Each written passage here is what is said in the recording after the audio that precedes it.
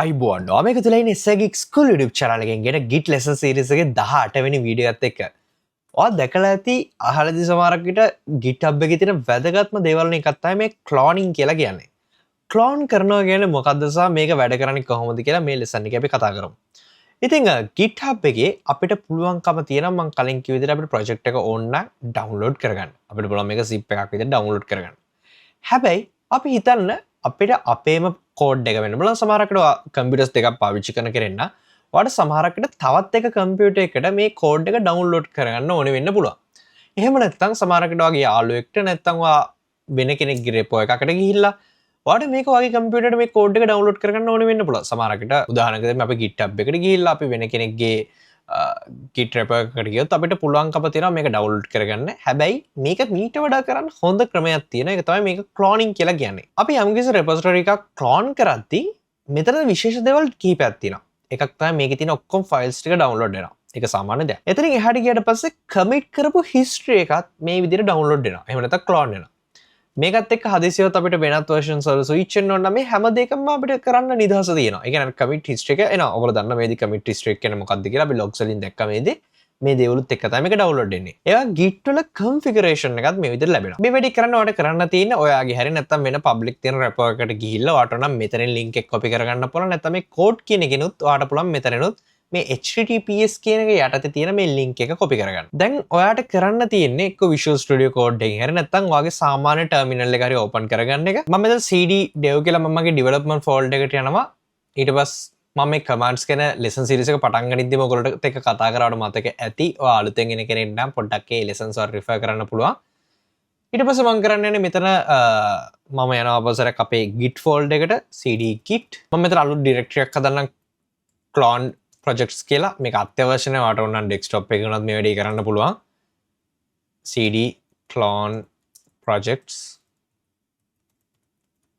දැන් අපි පොඩ්ඩක් මේ git කියන folder එක open කරලා බලුවොත් ඔයාලට පේන ඇති මේ තියෙන අපි දැන් මෙච්චරලා කතා කරගෙන ආ project එක ඒ වගේ මේ තියෙන clone project එක his දැන් මම කරන්න යන්නේ අපි මේ වෙද්දි copy කරගත්ත අපේ repo එකේ link එක මම පාවිච්චි කරනවා මේ command එක git clone space එකක් තියලා මෙතනින් copy කරගත්ත link එක මෙතනින් මම paste කරනවා මේ විදිහට මම මේක enter කරන්න විතරයි තියෙන්නේ ඔයාලට බලා ගන්න පුළුවන් අර project එක download වෙනවා මේ විදිහට එහෙම නැත්නම් clone වෙනවා දැන් හොඳට තේරුම් ගන්න ඕන දේ තමයි අපි අපේම project එක තමයි මේ විදිහට clone කරේ දැන් ඔයාලට පේනද කලින් hiss වෙලා තිබුණේ මේ clone project කියන folder එක මේ දින අපේ actual project එක එහෙම නැත්නම් මෙච්චරලා හදලා මේක තමයි අපි GitHub එකට යවුවේ දැන් මම clone project කියන මේ folder එක ඇතුළට GitHub එකෙන් මේක download කරගත්තා. එහෙම නැත්නම් මේක clone කරගත්තා. දැන් ඔයාලට ඒ project එක ඒ විදිහටම ඔයාට මේ folder එක ඇතුළේ බලා ගන්න හම්බ වෙනවා. හොඳටම තේරුම් ගන්න අපි අපේ මේක තමයි download කරේ. උදාහරණයක් විදිහට මම මේ විදිහට calculate එකක code එකක් මේ විදිහට අරගන්නම් ඔයගොල්ලන්ට පෙන්වන්න ඕන හින්දා. ඉතින් මේ තියෙන මගේ නෝන repo එක මම කරන්න යන්නේ මෙතනින් ගිහිල්ලා මේ තියෙන link එක copy කරගන්නවා. මම නැවත මගේ terminal එකට එනවා. terminal එකේ clone කියලා type කරා මේ තියෙන link එක paste කරලා enter කරනවා. දැන් මේ විදිහට කරාට පස්සේ අපට පේනදී ඒක clone වෙන පටන් ගත්තා. ඒක clone වෙලා ඉවරයි. දැන් මට මගේ clone project folder එක ඇතුලේ මෙන්න මේ calculator කියලා මේ codes ටික ඔක්කොම බලා ගන්න පුළුවන්. දැන් මට පුළුවන් Visual Studio Code එක කරා මේක open කරගෙන මට කරන්න තියෙන cd calculator කියලා මේ විදිහට මේ folder එක ඇතුලට යන එක.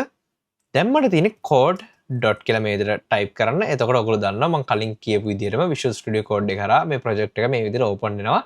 ඉතින් ඔයාලට පේන දේ ඔක්කොම codes ටික ලස්සනට මෙතන පෙන්නලා තියෙනවා. අපිට GitHub එකත් එක්ක තියෙන connection එක verify කරගන්න පුළුවන් git remote -v කියන එක පාවිච්චි කරලා. එතකොට ඔයාලට බලා ගන්න පුළුවන් අපි මේ ගත්ත repo එකේ link එක අපිට මේ විදිහට හම්බ වෙනවා. දැන් ඔයාලට ප්‍රශ්න තියෙනවා මේ remote v කියන එක පාවිච්චි කරලා කොහොමද මේ link එක හම්බුනේ කියලා. මම කලින් කිව්ව විදිහටම අපි මේ download කරන එහෙම තමයි clone කරන projects වල අපිට git වල එන මේ commit history එක branches සරලම මේ git වලට අදාළ සියලුම දේවල් අපිට බලා ගන්න හම්බ වෙනවා. සරලම අපිට මේ git file එක එහෙම නැත්නම් folder එක මේ විදිහට බලා ගන්න හම්බ වෙනවා hidden එකක් විදිහට. මේක ගැන මම විශ්වාස කරනවා මේ විදිහේ idea එකක් තියෙනවා කියලා. මේක ඇතුලේ ඒ අවශ්‍ය කරන details ඔක්කොම ටික බලා ගන්න හම්බ වෙනවා. ඒක නිසා git configuration එකත් එක්ක commit history එකත් එක්ක හැමදේම තමයි මෙහෙම එන්නේ. උදාහරණයක් විදිහට අපි මෙතන ගිහිල්ලා බලමු git log one line කියලා ඔයාලට බලා ගන්න පුළුවන් මේ අපි අරගත්ත repo එක ලියපු කෙනා කලින් කරලා තියෙන කමිට්ස් ටික ඔක්කොම මෙතන පේනවා ඇති ඔයාලට. එයා රීඩ්මි එක අප්ඩේට් කරපේවා, ඒ වගේම පුල් රික්වෙස්ට් එකක් ඇවිල්ලා තියෙනවා, ඒ වගේම කලර්ස් ෆික්ස් කරලා තියෙනවා, ආපු සැරයක් මර්ජ් කරලා තියෙනවා. පුල් රික්වෙස්ට් එකක් අවස්ථා කිහිපයකදී මේ වගේ එක ෆයිල්ස් කිහිපයක් අප්ඩේට් කරලා තියෙනවා. මේ වගේ අපිට ලොග් එක ලස්සනට පිළිවෙලට බලා ගන්න පුළුවන්කම තියෙනවා. ඉතින් මේ විදිහට මේක තව පල්ලෙහාට අපිට ඕන යන්න පුළුවන්. මේ ලොග් එකේ අපිට අවශ්‍ය තැනක් වෙනකන් ඊට පස්සේ අපිට queue එක පාවිච්චි කරලා exit කරන්න හැකියාව තියෙනවා. ඉතින් මේ lesson එකේ තවත් වැදගත් දෙයක් අපි ඉගෙන ගත්තේ තමයි clone කියන දේ එක්කම සහ connection එක කොහොම check කරන්නේ මේ වගේ දේවල් ගැන. ඉතින් ඊළඟ lesson එකේ අපි තවදුරටත් GitHub ගැන ඉගෙන ගන්නවා. ඉතින් මේ වීඩියෝ වටනවා නම් යාළුවන්ට share කරන්න. ඒ වගේම subscribe කරන්න SAG School එකට අලුත් කෙනෙක් නම් මේක වීඩියෝ එක ආයෙ හම්බ වෙනකම් ඔයගොල්ලෝ හැමෝටම සුබ දවසක්.